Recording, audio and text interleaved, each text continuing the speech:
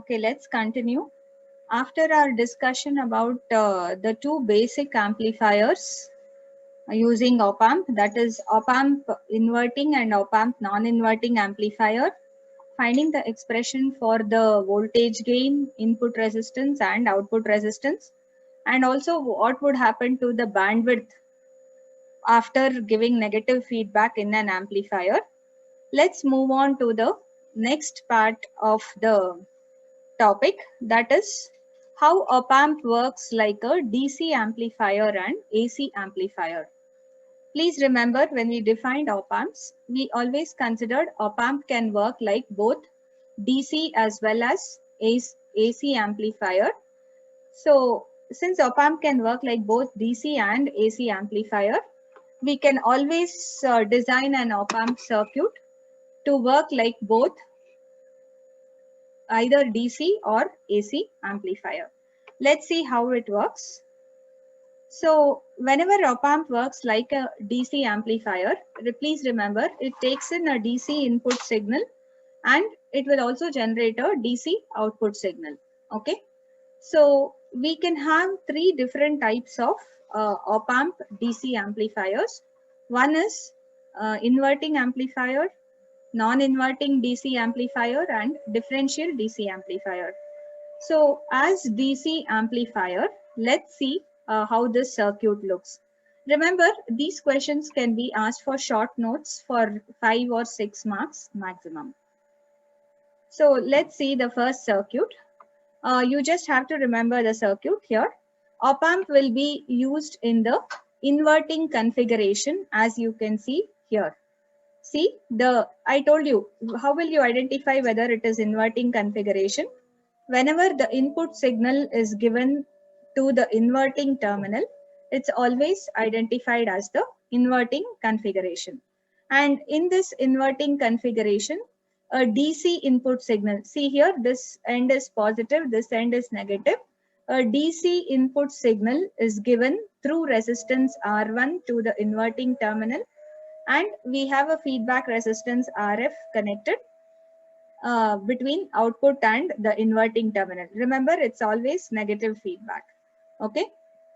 And you can ask why all these additional resistance. And one more thing, what we are showing here is with offset null circuitry. Remember, I told you what is output offset voltage. Whenever both the input terminals are connected to ground, we expect the output voltage to be 0. But if output voltage is not 0 even when both the input terminals are grounded, that means there is an offset or error voltage present at the output, and that error voltage can be nullified in many different ways. One way to nullify this output offset voltage is by connecting a potentiometer between pins 1 and 5, which is provided in the op-amp 741, and connecting the negative power supply, whatever minus VEE we give to pin 4, you bring that point and also connect it to the middle terminal of the potentiometer. Remember, potentiometer is a variable resistance. We use a 10 kilo ohm potentiometer, which end to end, the last ends are connected between pins 1 and 5, and this middle terminal is connected to the negative power supply. So whenever I vary the pot, whenever you turn the pot and vary, the voltage of minus 12, which is appearing across this 10K, will change. Okay. So you will see the voltage varying, and whatever voltage comes here, that voltage can be adjusted to make this output offset voltage 0. So we can adjust the output offset voltage to become 0 by using the 10K potentiometer between the offset null pins, pin numbers 1 and 5 of the op-amp. Please remember that. Okay. So this part I hope you understood. RL is the load resistance. And what about this resistance? RCM. This RCM is a resistance which is connected from non-inverting terminal to ground. Why do we connect this resistance between the non-inverting terminal and ground? Please remember, whenever we design any op-amp circuit, we should have equal amount of Thevenin's resistance seen between inverting terminal and ground and non-inverting terminal and ground. Please remember this. The Thevenin's equivalent resistance from inverting terminal to ground should be equal to the Thevenin's equivalent resistance between non-inverting terminal to ground. Always, this is a very important condition to provide a balanced output voltage at the op-amp. Otherwise, there will again be some offset voltage, and we call that as input offset voltage, and there will be some error. You will have some error in the output voltage because of the offset. Then that offset can be avoided. Is that clear? So can you tell me what would be the Thevenin's resistance from inverting terminal to ground? Remember, whenever we do the Thevenin's equivalent circuit, what do? All voltage sources should be replaced with short circuits. So from here to here, I have one resistance, and this will be replaced with short circuit, and this is ground. This is R1. And what about the other resistance connected to the inverting terminal? To the inverting terminal, I have this resistance RF, and the other end of that RF is connected to V0. And now remember, any voltage which we measure should be grounded. So I have to ground this terminal also. So this pin 6 is also grounded, and this end is also grounded. So what is the effective resistance? What is the resistance seen? From this terminal to ground, from pin 2 to ground, you have R1. From pin 2 to ground, you have RF. So you have RF in parallel with R1 between pin 2 and ground. Therefore, this R Thevenin or the Thevenin's equivalent resistance between the input terminal, inverting terminal and ground is R1 parallel RF.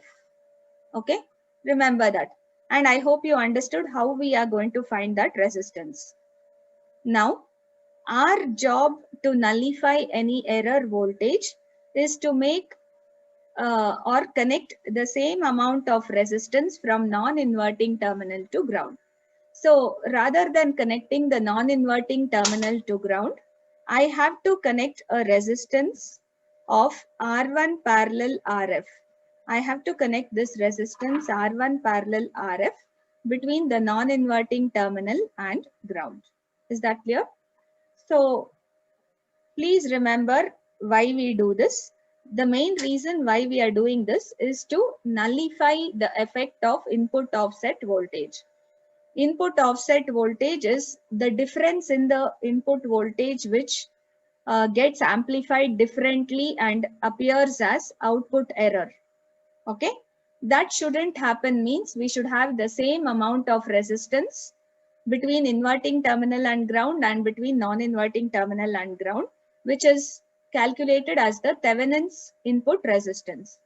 And when we calculate the resistance from one terminal to ground, we should be connecting the same amount of resistance between the other terminal and ground to avoid that error. I hope all this is clear to you. Hence, this is the circuit of our inverting DC amplifier. Naturally, the output voltage we know is given as gain times the input voltage. V0 is equal to A times Vin.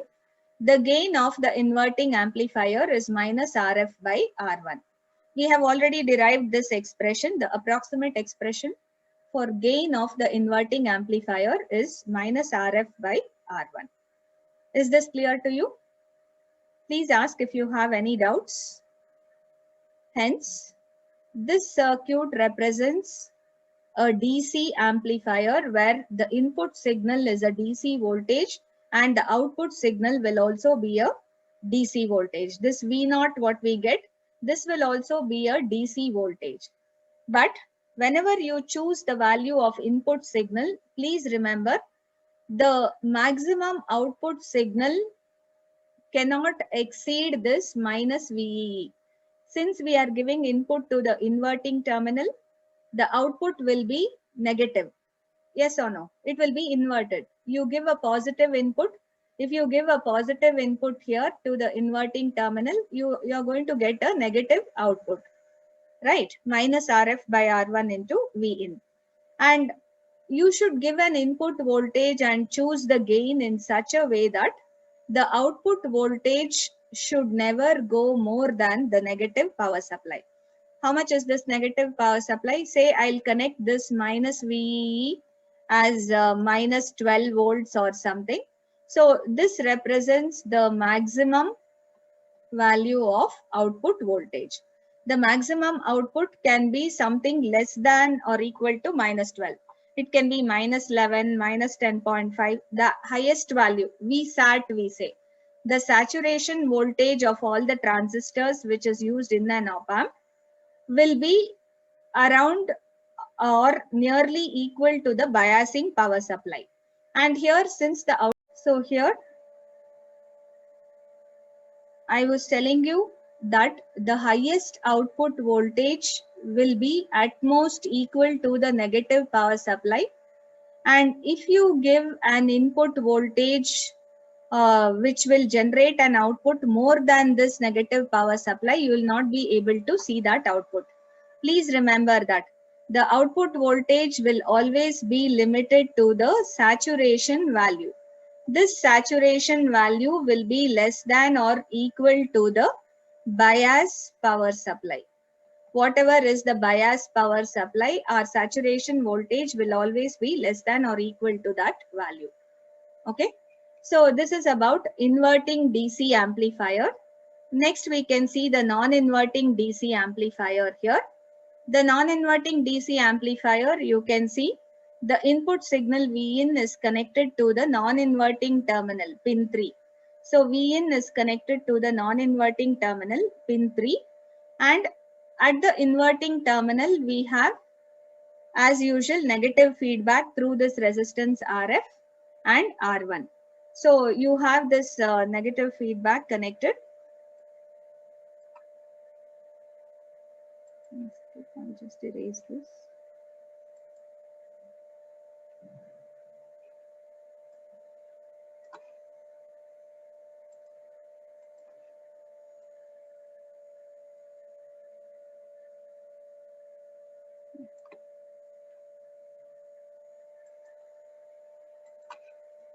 Okay. Now, again, I have to use offset null pins, just like in this case, to nullify the offset or error voltage at the output. I have connected a 10K resistance between pins 1 and 5 and connected the center terminal of the potentiometer to this negative power supply minus VEE. Okay.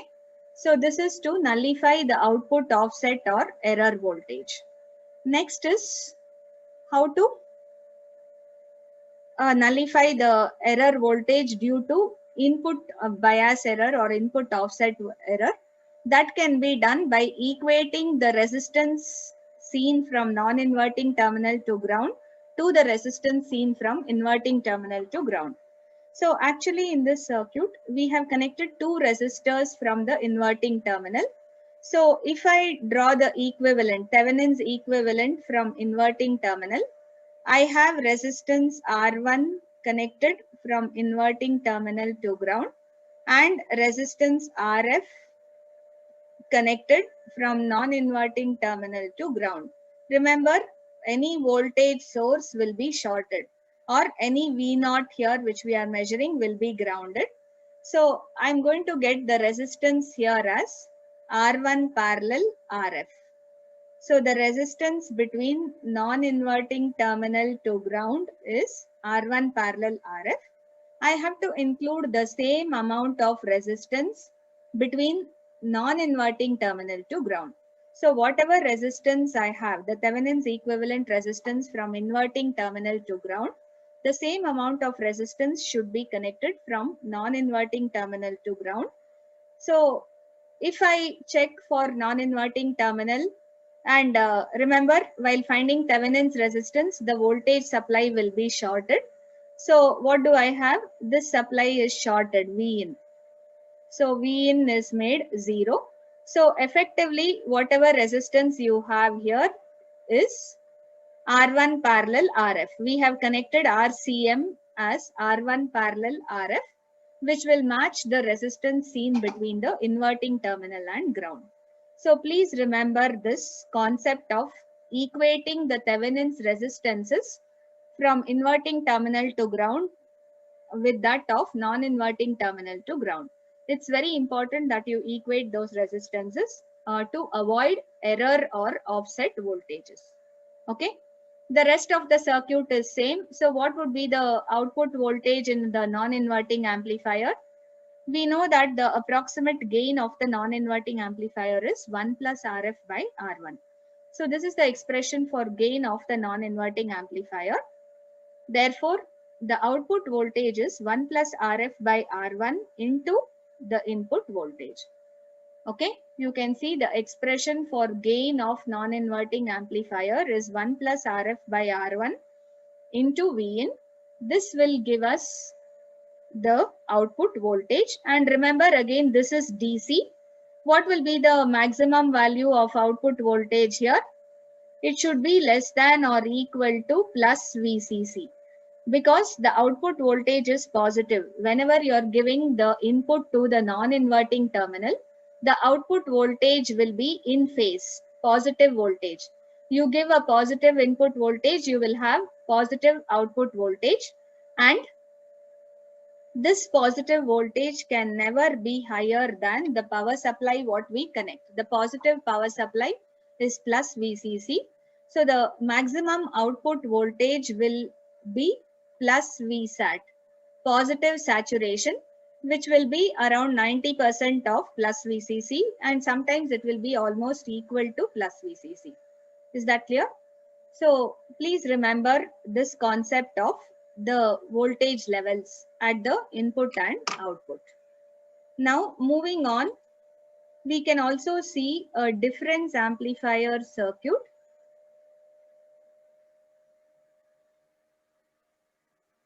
A DC difference amplifier.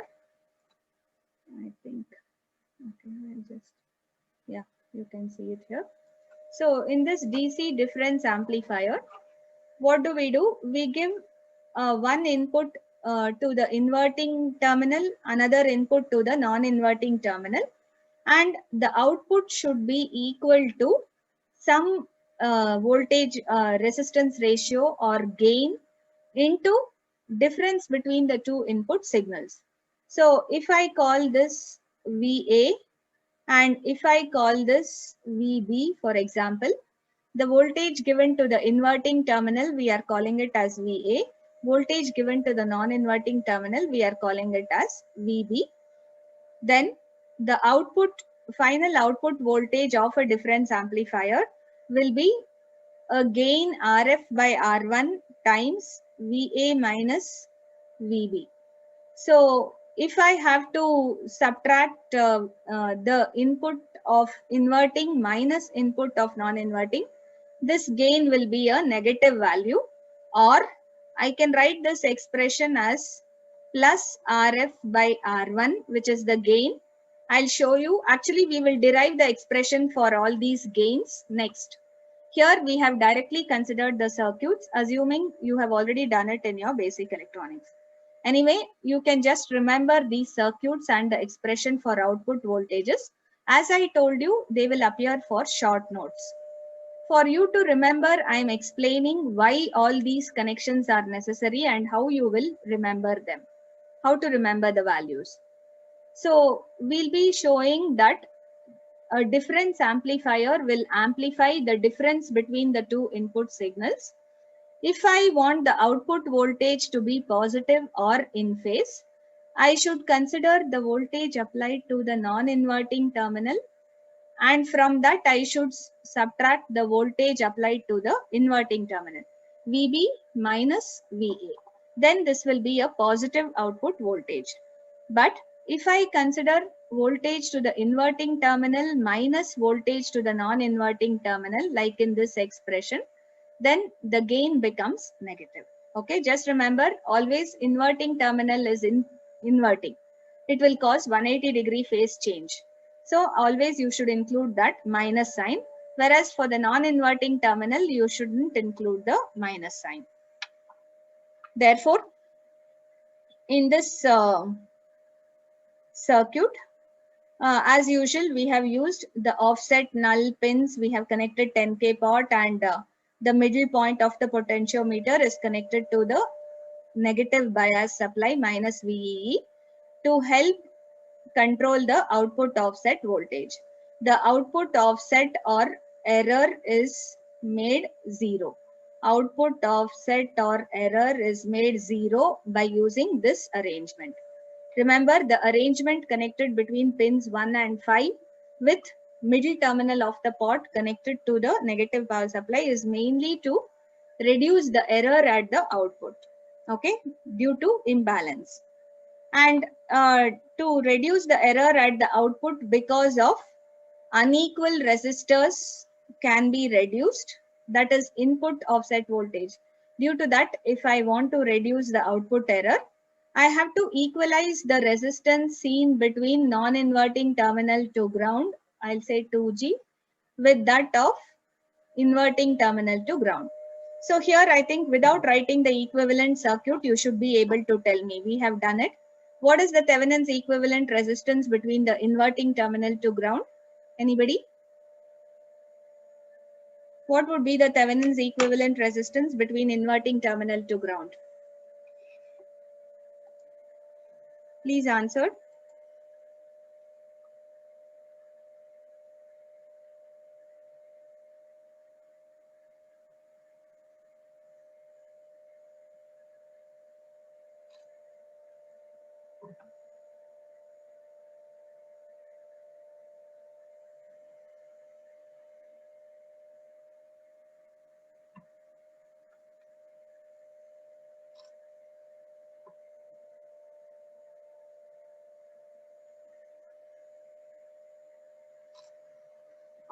Yes.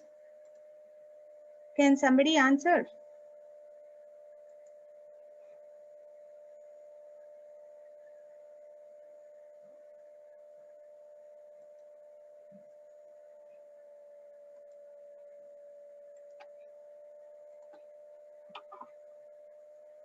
What will be the Thevenin's equivalent resistance between this inverting terminal to ground in this circuit? Just now we did in the inverting amplifier. Whenever you are finding Thevenin's equivalent resistance, what happens? The voltage source will be replaced with short circuit. So I have one resistance R1 from pin 2 to ground, and again RF from pin 2, this point will be grounded because V0 is a voltage. You replace it with a short circuit. So effectively you will have R1 parallel RF between inverting terminal and ground. So the resistance seen here is R1 parallel RF. Okay. And similarly, what is the resistance seen between the non-inverting terminal and ground? You can observe I have a resistance here from 3 and the power supply voltage VB. I'll short it. So this resistance R1 or whatever you want, you call it as R1 is equal to R2, whatever. I'll equate, if I call this resistance R2, I'll say these two are equal. And if I call this resistance R3 here, I'll call this as equal to RF. So this RF is equal to R3 and R1 is equal to R2. So in effect, when I measure the total resistance between pin 3 and ground, I will see it as R2 parallel R3, or in other words, it is R1 parallel RF. The same value. R1 parallel RF or R2 parallel R3, depending on what you call those resistors. Is this clear? So as usual, RL is the load resistance. So whenever this question is asked in the exam, you should be able to just draw an inverting amplifier, give the DC input voltage, write the expression for output voltage as V0 is minus RF by R1 into Vin, and show the offset nulling effect using offset null pins. There is another method of doing this offset null, which we will see in the next set of circuits. So we have modified circuits here where we will nullify the offsets in a different manner. This is inbuilt offset nulling. So we have the inbuilt pins provided, and if we connect a resistance between those pins, we can nullify the offset. Okay. And any doubts with this? I don't know. You people don't open your mouth for anything.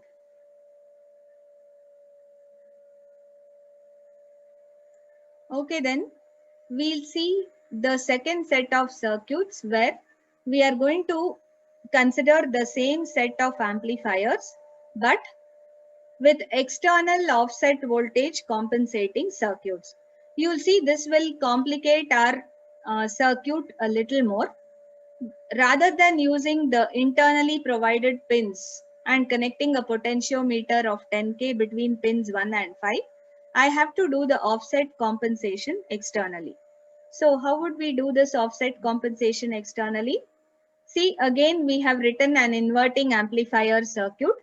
As usual, input is given to the inverting terminal through resistance R1. RF is the feedback resistance connected between output and the inverting input. So this is the circuit of an inverting amplifier. RL is the load resistance, and output voltage will be given as minus RF by R1 into Vin. We know the gain of the inverting amplifier is minus RF by R1. Okay. So this is the inverting amplifier. Now, whatever circuitry I am using at the non-inverting terminal is mainly to compensate for the offset. So to compensate for that offset or error voltage, how could we do it? We can directly connect a potentiometer RA between the positive and negative bias power supplies. See, between plus VCC and minus VEE, we are connecting a potentiometer, and the non-inverting terminal where I have included the resistance RB and RC. Please remember this RB should be equal to R1, just like how we wrote in the differential amplifier here. See, this R2 is equal to R1, R3 is equal to RF. We wrote that. Similar to that, here RB is equal to R1 and RC is equal to RF. So I have equated the resistors also, the Thevenin's resistance, and I have used a potentiometer here at the non-inverting terminal to compensate for the offset voltage or the error voltage. Remember, there was some error voltage at the output. To compensate for that error or offset voltage, we are using this circuit.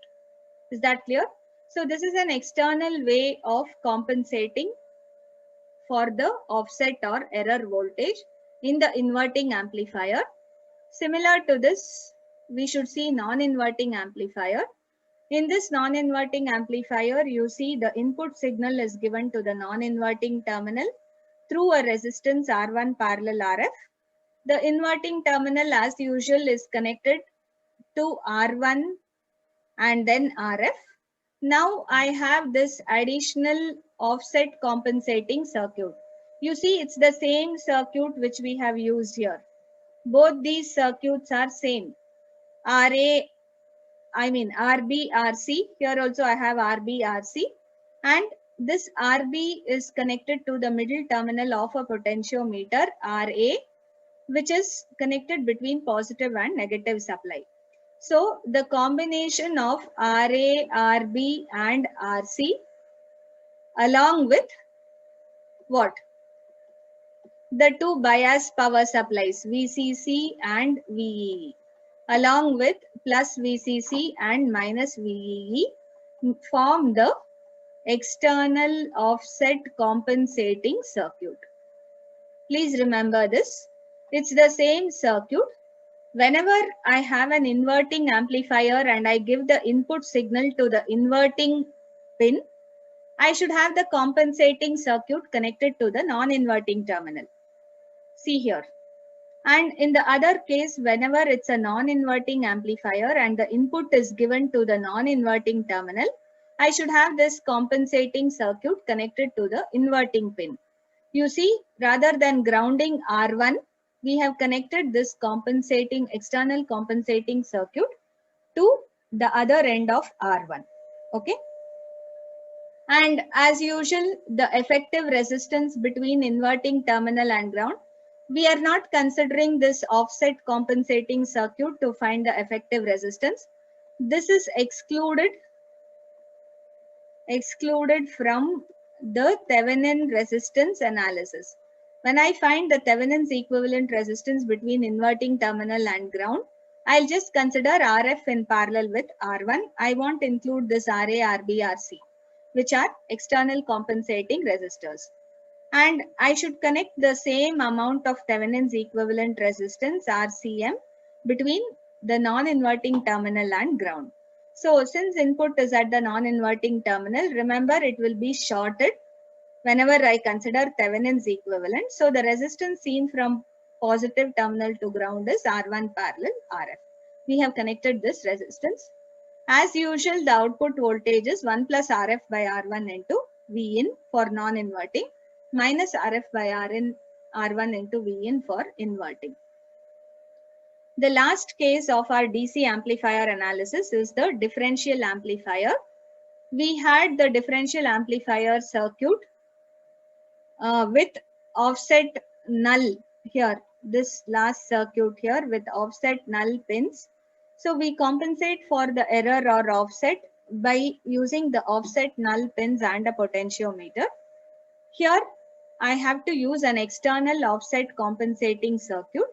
You can just observe how this external compensating circuit is connected. Please remember, this is the external offset compensating circuit. Okay. Combination of three resistors, RA, which is a potentiometer connected between positive and negative power supply. RB and RC form a resistance combination, and this effective combination will help us in nullifying the error or offset voltage at the output. Okay. And as usual, leaving this circuit, you just leave this circuit and measure what is the Thevenin's resistance between inverting terminal and ground. So between this terminal and ground, what is the resistance?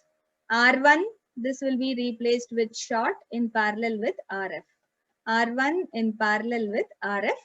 And what is the resistance between non-inverting terminal and ground? This terminal and ground. It is R3 here. I told you we neglect this. So R3 in parallel with R2. Here, if I want the same resistance between R plus G and R minus G, I have to equate R3 here to RF. R3 should be same as RF and R2 should be same as R1. Okay. RF in parallel with R1 will be the effective resistance between non-inverting terminal and ground and inverting terminal and ground. Please remember this. As I told you, R1 and R2 should be the same, and this R3 plus RC, what we have here, this whole set of resistance, yeah, from this terminal to ground, it will be R3 plus RC. That R3 plus RC should be equal to RF. Okay.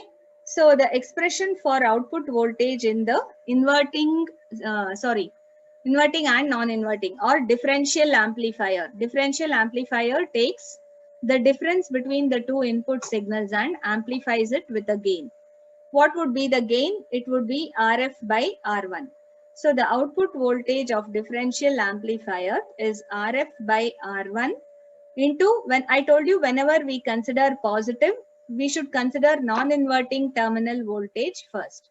I'll call this VB. I should consider voltage at non-inverting terminal minus voltage at inverting terminal.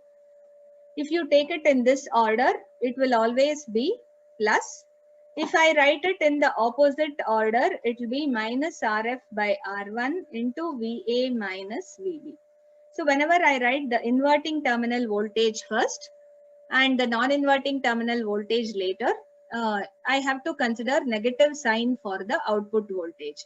Otherwise, you consider a positive sign. So these are three simple circuits which are analyzed for op-amp working as DC amplifiers. As DC amplifiers, please remember they accept DC input signals and generate DC output signals. The working is exactly similar to inverting, non-inverting or differential amplifier configurations. We haven't analyzed the differential amplifier still in detail. We'll be doing it later. Any doubts so far? Do you have any doubts? Please ask. In AC amplifiers, we'll be deriving the expression for summing, averaging, and differential amplifiers next. Okay, we know that op-amp is a device which will amplify both AC as well as DC input signals. So this op-amp will respond to AC input signal as well as DC. Hence, whenever we connect an AC input signal, we always need to use a coupling capacitor because it should isolate the DC conditions of the op-amp with that of the signal source. It should not send the DC currents from op-amp to the signal source and harm the signal source. Or it should protect the signal source from the op-amp bias voltages and even vice versa. The bias voltages in the signal source should not affect the op-amp behavior.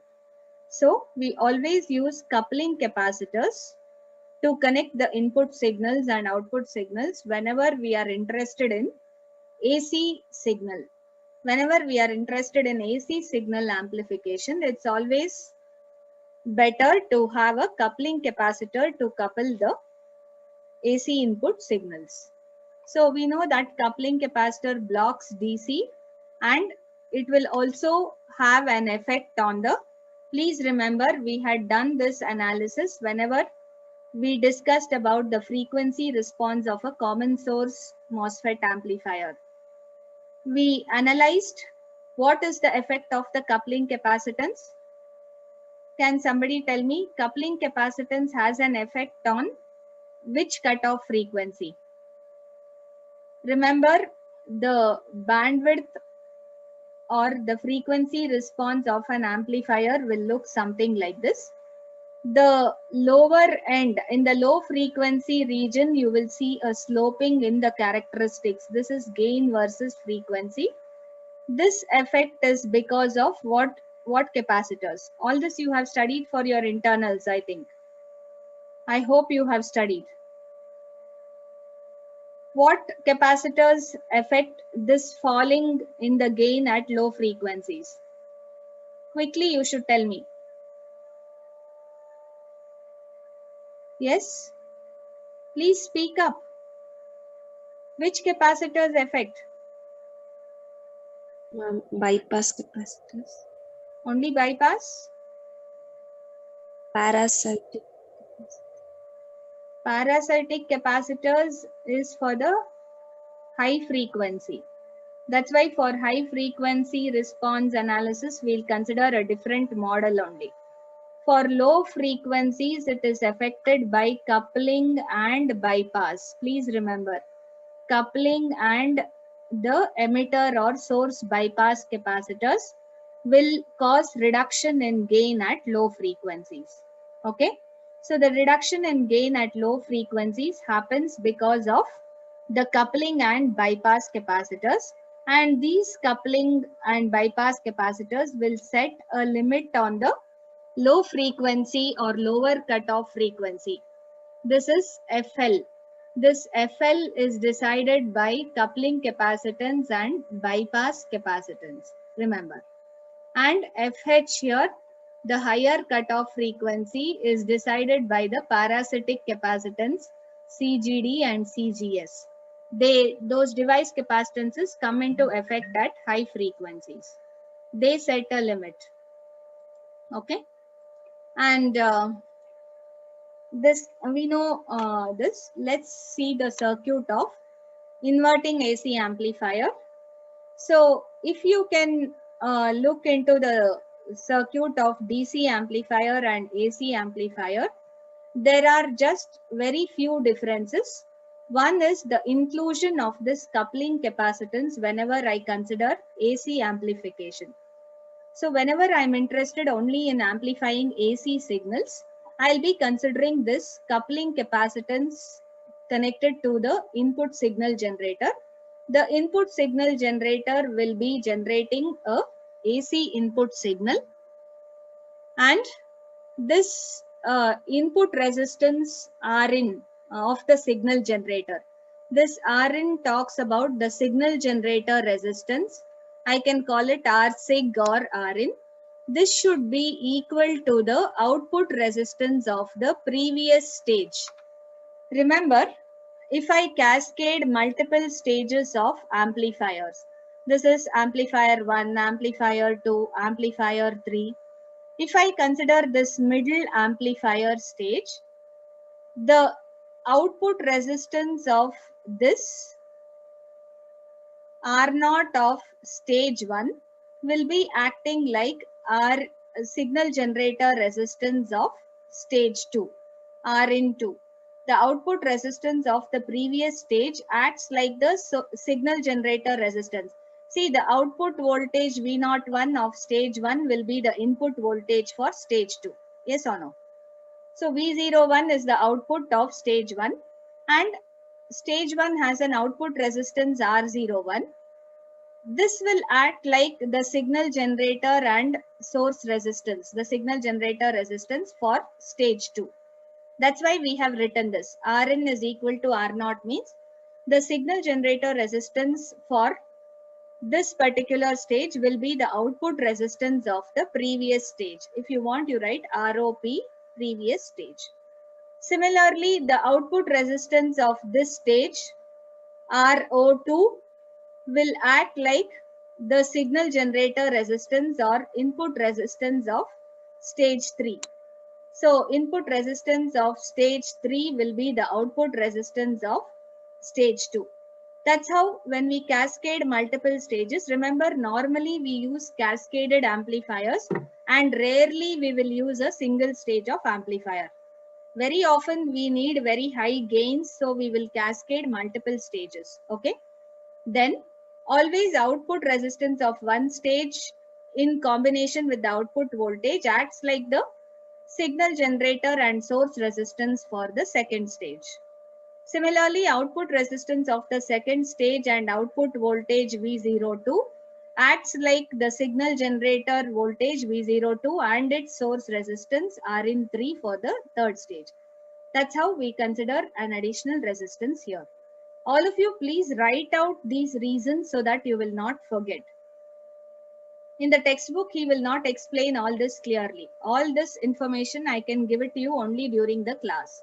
Even in notes, I won't put all this because all this is extra information which you should know. That's all. As usual, we have nullified the offset voltage by connecting this 10K pot between pin numbers. Actually, instead of 1 and 5, they have used a different op-amp. Like they have used the second op-amp in the IC. So between 3 and 9, they have shown. Anyway, you don't get confused. You write it as 1 and 5 only. So inverting pin is 2, non-inverting is 3. Output is pin number 6. Positive power supply is pin 7. Negative power supply is pin 4. This is the standard you should remember. So between 1 and 5, the offset nulling is done by connecting the pot.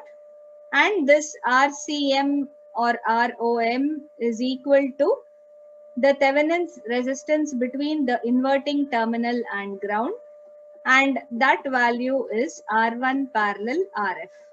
So this value will be the same resistance as seen between the inverting terminal and ground, which will be R1 parallel RF. Okay. So what would be the output voltage of this circuit? As usual, it is an inverting amplifier with input voltage Vin. Gain of this inverting amplifier is minus RF by R1. Output will be inverted. That's why minus sign. Minus RF by R1 into Vin will give you the value of output voltage V0. Okay. So as usual, gain with feedback is minus RF by R1. Again, remember, this is the approximate expression. The exact expression also we had derived. Next, I told you, whenever we connect a coupling capacitance, that coupling capacitance will have an effect on the lower cutoff frequency whenever we talk about frequency response of the amplifier. So this lower cutoff frequency will be decided based on the value of this coupling input coupling capacitance Ci. So if I call this input coupling capacitance as Ci, as usual, we know the standard expression for the lower cutoff frequency. It is 1 by 2 pi RC. So what is the C value? It is Ci. The C value is Ci and the R value is, what is the total resistance we see here? You see this resistance RIF plus R0. So it is the series. If I try to show you what is the total resistance at the inverting terminal, here I have this Rin or R0 of the previous stage, and the other resistance what we see, okay, I'll write it here. The other resistance what we see is R1 parallel RF. This resistance R1 parallel RF. So the effective resistance seen here from inverting terminal to ground is R1 parallel RF, also known as RIF, resistance with feedback, or the Thevenin's equivalent resistance, plus this R0 in series. RIF of the present stage plus R0 of the previous stage, they will appear in series on the input side here. As I showed you here, this R0 of the previous stage and this is RIF of the present stage, the input resistance of the present stage. Both are connected in series. That's why it is plus RIF plus R0 into Ci into 2 pi. This will give me an expression for the lower cutoff frequency. So as I told you, FL represents the lower cutoff frequency or the lower end of the bandwidth. Ci is the capacitance which is used on the input side of the amplifier. RIF is the AC input resistance of the second stage, and R0 is the AC output resistance of the first stage. All this we have discussed. Okay, so this is about AC inverting amplifier. We'll see what is AC non-inverting amplifier. Everything is the same circuit with some additions. Unless and until you write and practice the circuits and understand what is the change from the previous to this. So can you tell me what is the change from the op-amp DC non-inverting amplifier and AC non-inverting? Can somebody quickly observe this circuit and tell me? What changes will you observe? Usually it is only two changes. See the DC non-inverting. This input capacitor, coupling capacitor Ci, correct? What else? This source resistance. Yeah, the source resistance or the signal generator resistance which we are connecting in series with the input signal. I told you, since we consider multi-stage amplifiers, if I'm not directly connecting a signal generator, if I'm connecting the output of stage 1 as input to stage 2, this resistance will be nothing but the output resistance of stage 1. Whereas if this is a signal generator, this will be equivalent to the resistance of the input resistance of the signal generator. Okay. So these are the two changes between DC non-inverting amplifier and AC non-inverting amplifier. That's all. You have to include one coupling capacitance and you have to include a signal generator resistance in series with the input signal, because the output resistance of the previous stage will be acting like input resistance or signal generator resistance of the next stage. As usual, the resistance from non-inverting terminal to ground is R1 parallel RF. The resistance from inverting terminal to ground will also be R1 parallel RF. Load resistance is RL and the offset nulling is done through pins 1 and 5 by connecting the 10K pot between pins 1 and 5 and the middle terminal to the negative of the bias supply minus VEE. This is pin 4, pin 7. See, the different pin numbers indicate a different op-amp is used. Op-amp MUA741 has constant values 1 to 8. Pin 2 is inverting, 3 non-inverting, pin 6 output, pin 7 positive bias supply, pin 4 negative bias supply, pins 1 and 5 are the offset null pins, pin 8 is not used. Remember the standard pin configuration of MUA741. So what's the output voltage in non-inverting amplifier? We know the expression for gain doesn't change. 1 plus RF by R1 is the expression for gain for AC non-inverting also. And as usual, again, the cutoff frequency here will be given as 1 by 2 pi Ci here into RIF plus R0. This R0 is from the previous stage and this RIF is the input resistance of the present stage. It's the same expression which we had for inverting.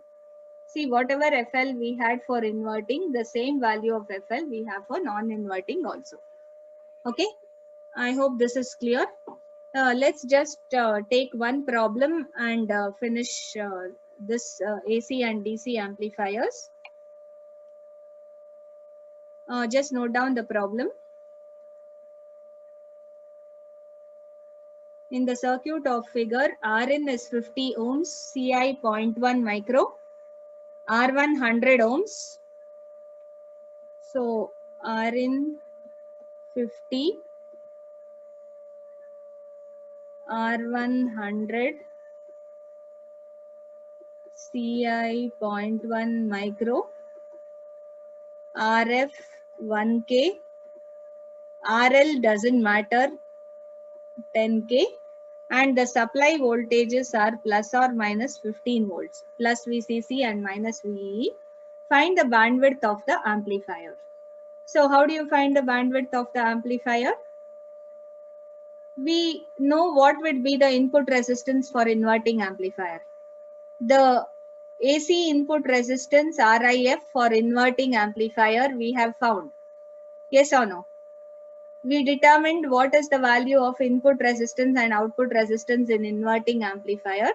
In an inverting amplifier, the input resistance is given as approximately equal to R1. Remember, the input resistance or input impedance of an inverting amplifier we have shown will almost be equivalent to this resistor R1. So it is 100 ohms, and this output resistance of the previous stage is 50 ohms. This one Rin means this is the output resistance of the previous stage. It is 50 ohms. So use the expression for FL 1 by 2 pi what? 1 by 2 pi Ci into RIF plus R0. Just substitute, you will be getting the answer for lower cutoff frequency. Therefore, the bandwidth will be, how do you find the bandwidth?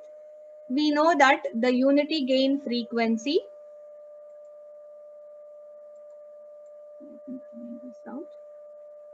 the unity gain frequency is given as like, or if how do I find FH?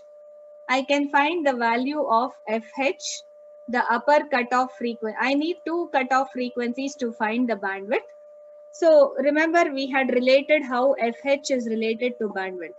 The upper cutoff frequency is unity gain bandwidth product into the gain or the feedback factor beta 1 by gain divided by gain with feedback.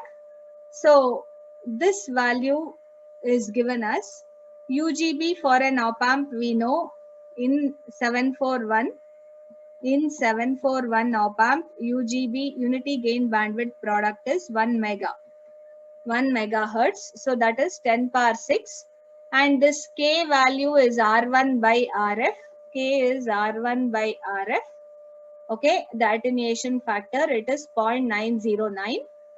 100 by 1K, 100 ohm by 1K, which is 0.909, divided by AF, which is 10. 1K by 100, AF, the gain with feedback is 10. So you'll get FH as 90.9 kilohertz, and therefore the bandwidth is 90.9 minus 10.6 and so much. All of you can leave the class.